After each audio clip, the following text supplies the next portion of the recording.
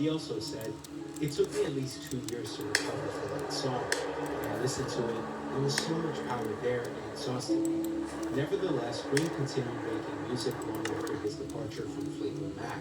A matter of fact, Green released his first solo album titled "The End of the Game" in December 1970. Unfortunately, the album was bashed by critics and ridiculed with negative reviews for being an album composed of tracks that were edited for one long jam session. In Green's defense, he made it with the intention of being freeform and absolutely experimental. Throughout the rest of the 70s, he seemed to just float around, playing whenever and wherever he pleased. As reported by NPR, the reports that Green had damaged his parents' furniture at their home around 1974, Green was hospitalized and eventually diagnosed with schizophrenia in the mid-1970s. From there, Green went through hard times and was heavily medicated and underwent electroshock therapy. He also became homeless for a period of time. Being the selfless man he was, he gave away his prized grainy 1959 Gibson Les Paul to Gary Moore, even though his guitar was significantly more valuable than Gary's, and he didn't want a cent from him. Later on in the 70s, Green showed signs of recovery, got married, and released his comeback album titled "In the Skies" in 1979. He would release music and tour on and off again throughout the 80s and 90s before Gary Moore released a tribute album dedicated to Green titled "Blues for Green." After the release of the album, Green's career experienced a resurgence, and he formed the Sprinter group with Nigel Watson around the mid-90s before Green's departure in 2003. After briefly touring in the 2000s, Green retired from performing altogether in 2010. Towards the end of his life, he still found joy in reminiscing on the past, playing music at home, before his death on July 25th, 2020, at the age of 73.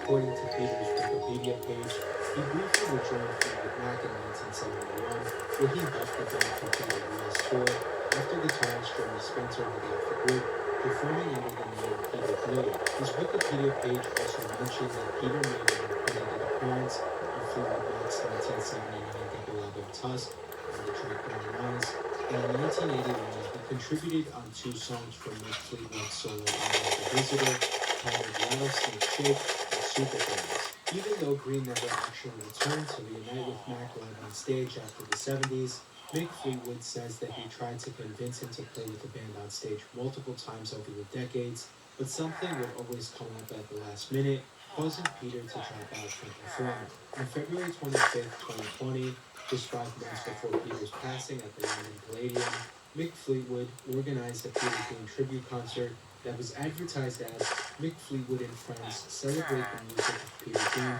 in the Early Years of Fleetwood Mac." The all-star group of performers who played at the concert included Christine McVie of Fleetwood Mac, Pete Townsend of The Who, Steven Tyler of Aerosmith, Noel Gallagher of Oasis, Billy Gibbons of ZZ Top, Kirk Hammett of Metallica, and David Gilmour of Pink Floyd. Although Peter knew about the show and had a table reserved for him and his guests to appear, Peter, being the humble man that he was, kindly declined the invitation to appear. To everyone's surprise, even former guitarist Johnny Spencer made an unannounced appearance at the tribute concert. After Green's passing in 2020, his ex-bandmates, former collaborators, and admirers all spoke highly of Peter Green and the impact that he had on rock music. He single-handedly created one of the biggest rock groups of all time and left at its peak, asking for nothing in return. Oddly enough, Syd Barrett's story paralleled that of Green's story, except Syd's transformation saw him leave music altogether, and he lost contact with his bandmates just before his passing. Syd Barrett, who was originally born Roger Keith Barrett on January 6, 1946, was born the second youngest in a family of 5 kids in Cambridge, England. His parents were Arthur Max and Winifred Barrett, and as a young child showed great interest in music.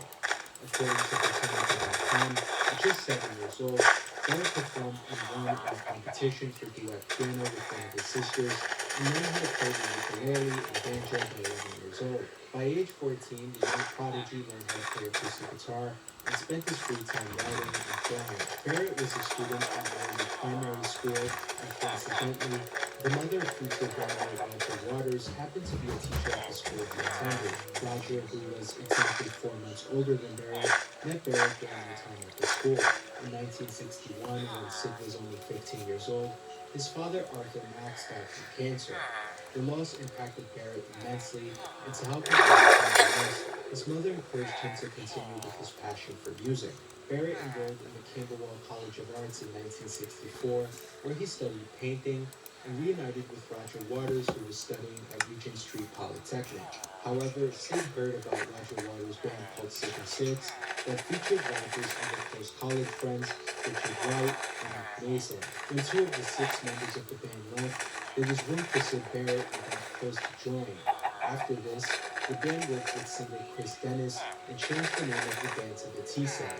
Finally, in the summer of 1965, the band settled on its now iconic name when Barrett suggested the name Pink Floyd after blues musicians Pink Anderson and Floyd Council. The band would also settle into their now legendary lineup with Barrett on vocals and guitar, Waters on bass, Mason on drums, and Wright on keyboard. In March 1967, Floyd released its first single titled Arnold Lane and followed it up with See Emily Play in June 1967. Both songs, which were written by Barrett, performed successfully on the charts, given that both songs were the first two official singles for the band, stirred great anticipation for their debut album, The Piper at the Gates of Dawn, which was released on August 4th, 1967. However, just a few weeks before the album was released, Pink Floyd was invited to appear on the popular UK TV show Top of the Pops in July 1967. For whatever reason, Sid started to show signs of serious mental issues, likely as a result of psychedelic drugs.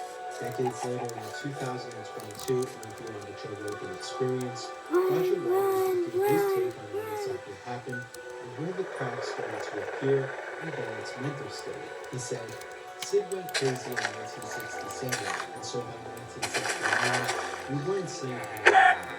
He disappeared completely. He was mixing with people who were doing acid on a regular basis in 67, and I'm sure he did too much of it. Was he teetering on the edge of what might be called schizophrenia at the time? I think so, probably. When See Emily Play came out and he was beginning to do TV shows in England, I remember him at the top of the pops in the dressing room every day. I was looking worried and a bit frightened, and then going, John Lennon doesn't have to do this, which is kind of wacky. He had misgivings about being on a Miami pop show. Roger remembers telling Barrett, Sid, this is what we worked towards for the last 4 or 5 years, is to be on top of the pops and make a few quid. Let's get on with it. But he never did buck up from sort of like on, really. He wrote a few more songs, but nothing of any real note, and he just got more and more detached until he was completely wacky and not making any sense. Roger later went on to say that he made many attempts to find out what was wrong with Sid, and Sid would never go for it, and Sid's family was just as stubborn in the situation, as well as claiming that he was perfectly fine. He would also explain a scenario when Barrett and him had a meeting at the Catholic Tower in Los Angeles, and Sid and him were at a traffic light at Hollywood Boulevard and Vine Street, and Sid turned to Roger smiling and saying, It's nice here in Las Vegas, isn't it?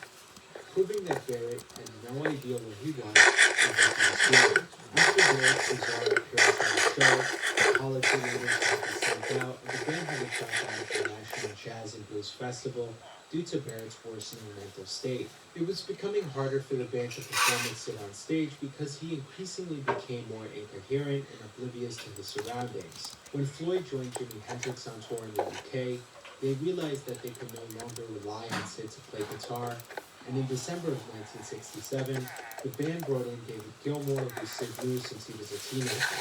With Gilmour, who was much more poised and relaxed than Barrett, the rest of the band realized that Barrett was more of a liability than an asset on stage, and played their final gig with Sid in January 1968. Truly, the band hoped to continue with Barrett in studio capacity, similar to Brian Wilson's role in the Beach Boys, but ended up officially parting ways with Barrett in March 1968 because of his compromised mental state. After Sid and the band split in March 1968, the band's management, Black Hill Enterprises, decided to continue to work with Sid as a solo artist. At the same time, EMI's new Harvest label took on Barrett as a solo artist, and with the help of Gilmour and Waters, Sid released 2 albums in 1970. His first solo album, Pen Labs, was released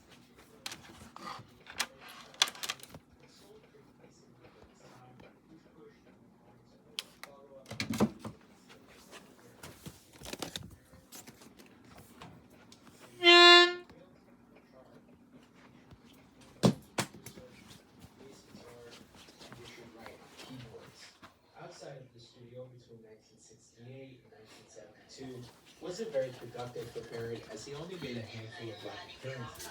By the end of January 1972, Barrett formed his last band, which was named Stars, with ex-Pink Fairies member Twinkle